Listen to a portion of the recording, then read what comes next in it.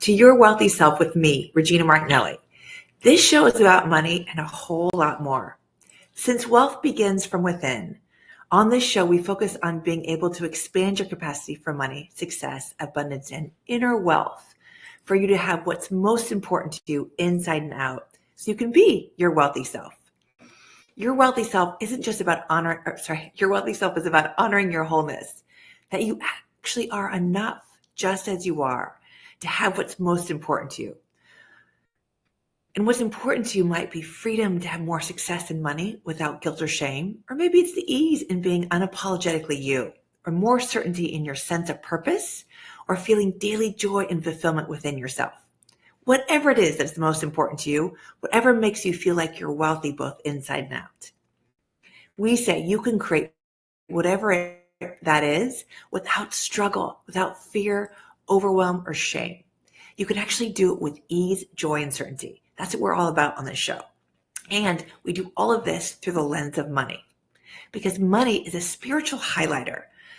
Money is a way in which we engage with the world, how we react to it, whether we recoil from it, we run towards it, or try desperately to hold on to it, or think it's evil, or even revere it.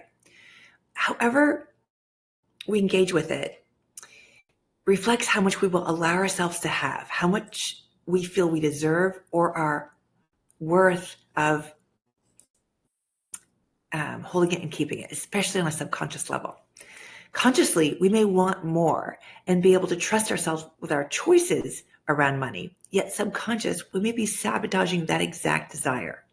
So when using money as a lens, you can see where the incongruencies show up with what you want around money or abundance and what you actually have or experience. So when you can see the gap between those two things, the real fun begins in shifting what's in the way. And what you want starts to show up more easily than before. And it's a lot like magic. So today we're going to talk about the shame of money. If you've ever noticed how socially it's taboo to talk about money, people feel shame for how much they have or make, and people feel shame for how much they don't have. So I want to start off by talking about the shame of money and try to separate these two things because they are very different and they don't go together. One has the energy of benevolence and blessings, and the other registers in your body as a threat to your survival.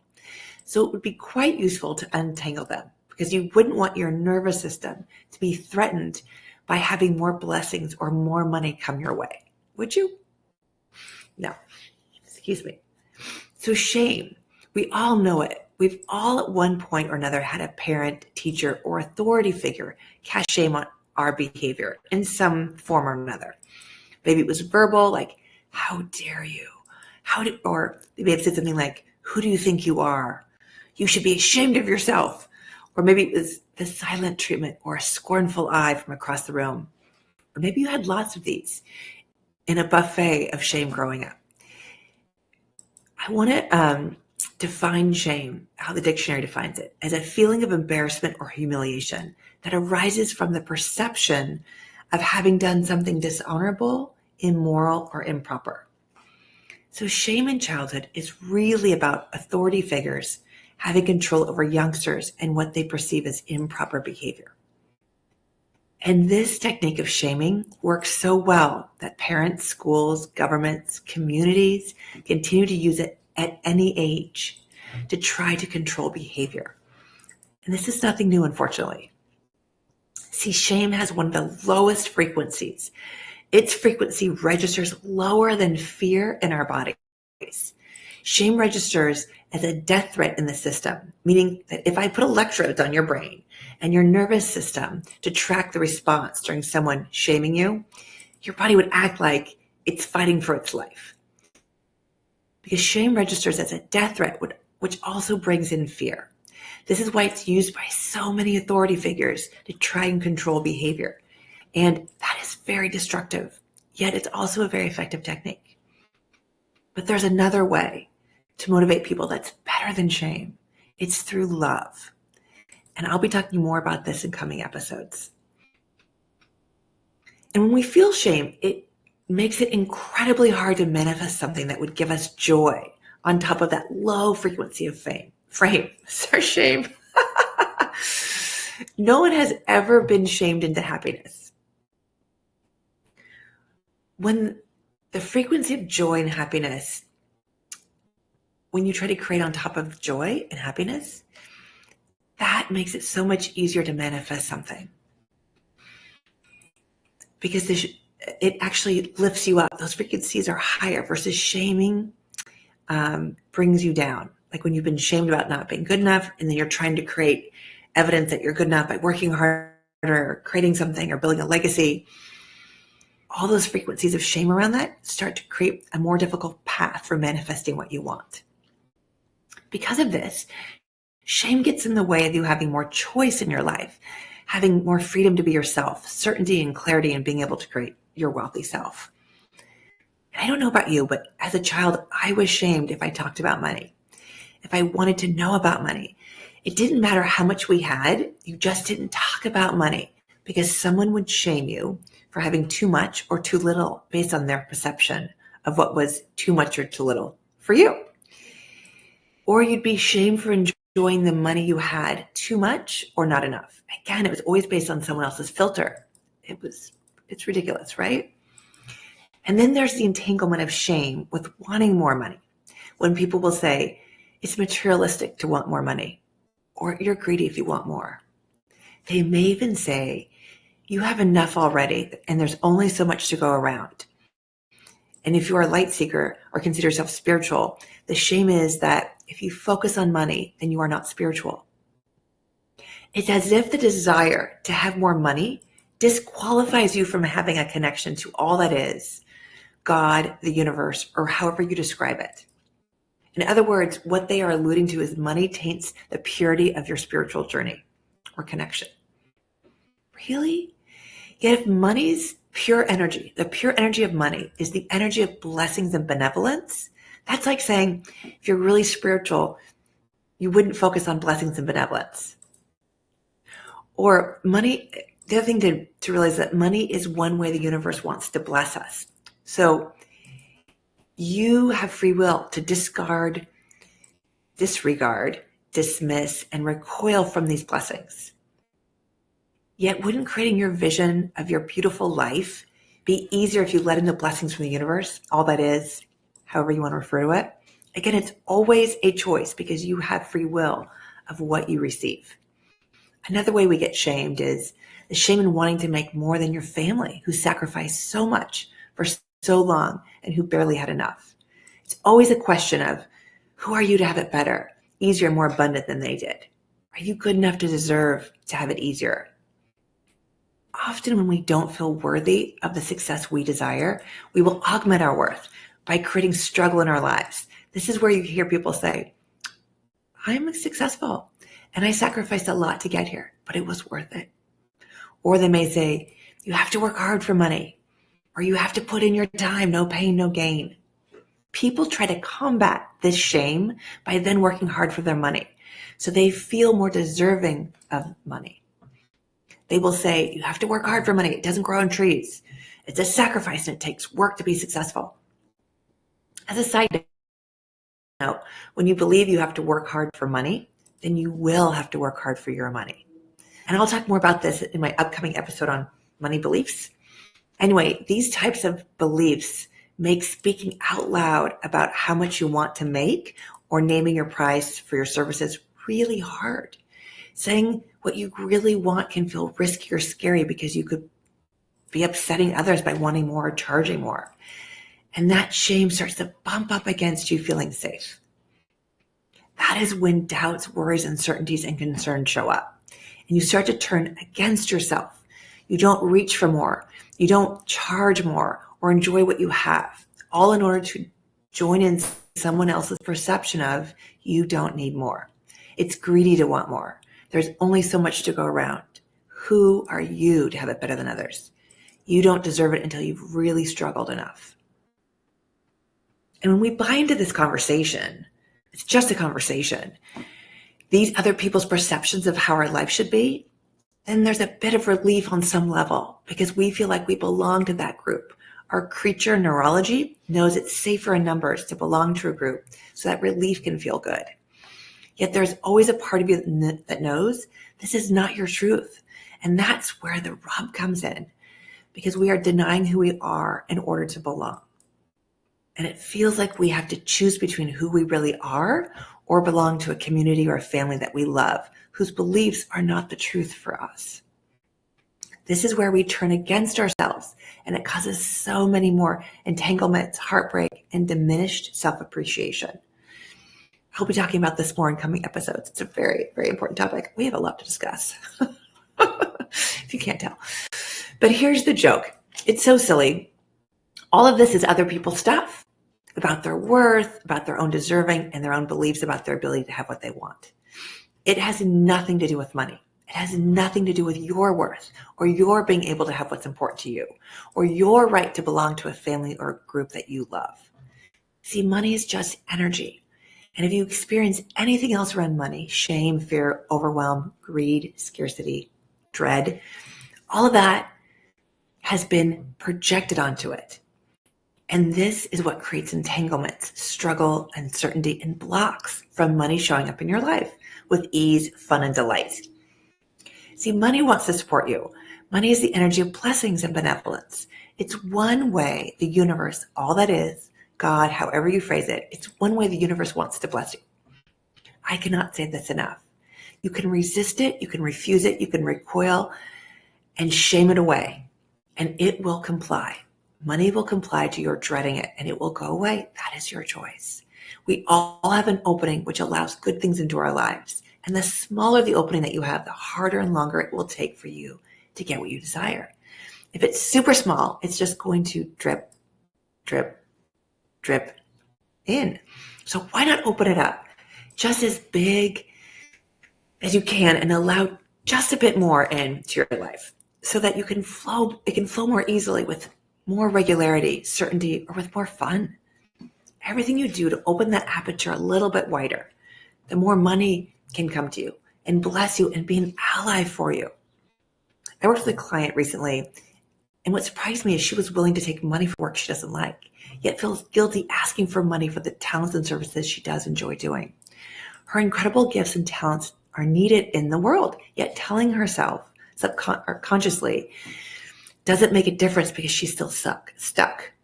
What I'm saying is you can say you're worthy and deserving. You can say it consciously, but it doesn't make a difference because her subconscious beliefs are still running the limiting patterns that she's not worthy of having what she wants. So she feels shame for not doing what she wants and for not feeling worthy enough to take the chance.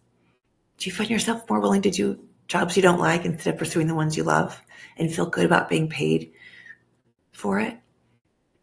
When you do this, you are telling yourself subconsciously and consciously that making money is a function of doing what you don't like. And it's not possible to make a living doing what you enjoy.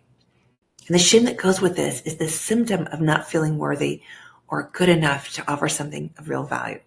It keeps a limit on the abundance that you can bring forth for yourself. I've seen this struggle before many times with clients I've worked with. And this was me when I was in my 30s. Now, thankfully, it's no longer me. See, this disconnect often stems from subconscious beliefs that making money requires you to work hard, struggle, sacrifice, and that you don't deserve abundance for simply doing what you love. Or if it comes too easy, then that's supposed to be shameful as well. When we are aligned with the truth of who we are, we feel good about ourselves. We have clarity, we have freedom, certainty of purpose, and self-appreciation. Yet when we have a belief that we are not enough, that we are not worthy, it's a lie that we take on. This is actually not the truth of who we are. In the lie, we believe we are not enough and that there is something wrong with us, something missing or something broken. And we experience heartbreak around this, are not being truly seen and known for who we uniquely are. That heartbreak is about us not being able to see and who we really are and feel good about ourselves. And that can make us feel shame. And this is profound. At some point, a part of us is always in touch with our eternal soul, which is magnificent beyond belief. And when we try to take on this identity of not being enough, that we are defective in some way, it actually separates us from the experience of what's really true about ourselves. And then we don't have clarity about our value or certainty of who we really are. And this can cause deep sadness or grief. For many of you, your parents did not see the truth of you. They saw a distorted version of you, which also means your parents were not able to receive love from you either. This is heartbreaking on many levels because it's a universal primal need for us to have the people we come from, the people we love, to know that we love them. And if they cannot receive love from us for their own reasons, often we as children will think it means there's something wrong with us. And to add salt to the wound, shame and worthlessness go hand in hand. Not being worthy is about feeling bad about yourself. And if it's fueled by shame, then there can be this feeling that our experience of worthlessness and being undeserving is actually accurate. And this creates all sorts of entanglements and struggles with money and hardships in creating what's most important to you. Because we will not allow ourselves to have more than we believe we deserve. And we will feel we are worthless or undeserving when we won't allow ourselves to have more, or at the very least subconsciously, we'll make sure we have to work really, really hard with lots of struggle to be worthy of what we want. And it's not true. It's simply not true. Your worth is eternal, immeasurable, and your deserving is unlimited as a divine child of the universe. As I keep saying, money is the spiritual highlighter.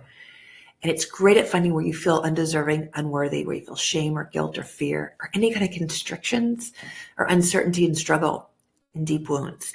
And none of these will allow you to have more of what's important to you with ease and joy. Money is a great lens for finding out what is in the way so we can become aware of it and then revise it. Revise the beliefs and the stuck patterns so you can alchemize what's important to you. Because we are all creators. Creating more of what you want is good for all of us. It breaks up the beliefs that you can't create what you want or that you have to deserve it or that it's outside of you under someone else's power. The idea that you can get paid for what you love to do was not widely held as true 20 years ago. It was more of an ideal to reach or strive for the lucky few. Now it's common. If you told people they could not get paid for what they love, there would be pushback. And that's a really good thing. The consciousness has shifted to where more and more people believe you can get paid for what you love to do. So these other unuseful beliefs can change too. And it all starts with you. How you hold yourself if you are willing to let shame go and embrace you are enough just as you are, and that there is enough for you to create your own magnificent life. And when you can remove the blocks to creating what you want, then you no longer have to worry about having enough. You no longer need to perform to be good enough. You no longer need to people please to feel deserving because you know you already are worthy, deserving, and enough, just exactly as you are in this moment. And you should have more certainty with your boundaries and what you are willing to do and not do. And when you trust that you can create what you need, because being a creator is your birthright, and that the universe has your back, because it really does, then you find you really don't need much more. You really don't need to win the lottery to feel secure. You don't need to triple your income to have a lifestyle you want. You start to experience what you can have, what you want show up and manifest in so many other ways than you needing to buy it or you need to work hard for it or to save money to have it. This is just one way to create what you want. There are endless possibilities, and when you align with the universe that your existence is enough, that you are worthy of what you desire just because you desire it, and you truly know this, then it shows up in delightfully surprising ways without you having to figure out how to get it or to strategize it. And the more people who have what they want and have it with ease and certainty and joy, then the better it is for everyone. Because the more people who have what they want this way, then there's more evidence for the rest of the world, the rest of the doubters and naysayers who still believe you have to struggle and sacrifice or work hard to have what you want. Because that more evidence that's there, that you can have what you want with ease and clarity, then the harder it is for the doubters to hold onto their beliefs. The less their beliefs seem to be the truth, and the more it's possible, and that possibility lives for them to step into new beliefs of how it can be. So much easier in creating what they want to. I know this to be true because this was me, and this is what I want for you and for the world. The more each and every one of us knows that we can create what we want with ease, and we get there by removing the limiting beliefs that hold the opposite to be true, the more we can experience having more of what we want with joy and aligning with the truth of who we are, the more we can create a world of peace. So what if the next generation grew up knowing themselves as creational beings, creating their own realities and experiences in a way that didn't have to have the burden of the past, the shame, the struggles, the hardships, and the fears? That's a world I would love to be in. So give yourself permission to let go of the shame. We build our money beliefs from a legacy of ancestry, and it gets passed down from our ancestors for generations, based in their experiences, their struggles, their pain, guilt, and shame. That can be over now. You letting go of the shame helps the future generations grow up with a different, more empowered legacy towards money. One that isn't based in competition, scarcity, fear of not having enough, or that money is evil. It gives them a chance to experience money as the energy of blessings and benevolence, and to create something new that moves us all forward. So I love doing these little moments of adoration. The more you allow your opening for good things to come into your life, the more you do anything that makes you happy, the better it gets for all of us. Because your happiness sends out frequency waves, quantumly, that make an impact on the rest of the world. Big or small, it does not matter the size. Because either way, you will have an impact on the world. The question is, will it be one of pain and struggle? Or will it be one of sharing your joy and your happiness? Even in the slightest joy in the smallest thing makes an impact. We don't get to control how big of an impact we make, but we can decide if it's one based in fear or one based in joy, beauty, and inspiration. So these are the topics we'll continue to delve into, working on and untangling, so that you have more choice in what your life will be like, more freedom to be authentically you with ease, and to experience more clarity along with certainty and security in your life. My team and I want to help you get the support you're seeking, so you can send questions you have for topics you'd like us to tackle or questions, and you can send them here to Your Wealthy Self at 360tvlive.com. Thank you for tuning into Your Wealthy Self. Make sure you tune in next week when we dive deeper into creating your wealthy self. I love and adore you. You are an incredibly beautiful and precious being. And please know you are enough just exactly as you are.